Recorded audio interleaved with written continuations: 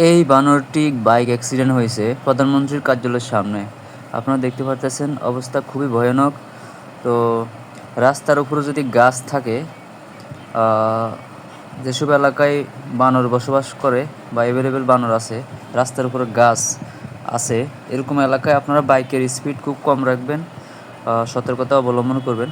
দেখতেছেন যে বানরের অবস্থা খুবই খারাপ, দুঃখজনক। আর এই যে যে ভাইটি বাইক চালাইছিলেন তার অবস্থাও খুব খারাপ অবস্থা। তো এ হলো অবস্থা আর কি, আপনারা দেখতে পারতেছেন। বিষয়টি হলো দুটি বানর গাছের উপরে ঝগড়া করে, আর ঝগড়া করতে গিয়ে একটা বানর নিচে পড়ে যায়, আর মুহূর্তের মধ্যে বাইকের নিচে চাপা পড়ে।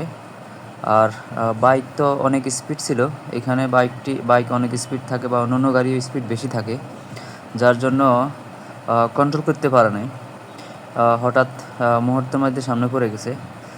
তো যাই হোক, অবশ্যই সবাই সতর্কতা অবলম্বন করবেন, সাবধানতা অবলম্বন করবেন। তবে যেসব এলাকা হলো পাহাড়ি এলাকা, ওইসব এলাকায় আবার এরকম অ্যাভেলেবেল বানর থাকে। তো যার জন্য আপনারা অবশ্যই সতর্কতা অবলম্বন করে গাড়ি চালাবেন, দুর্ঘটনা এড়াতে সকল ধরনের প্রস্তুত থাকবেন।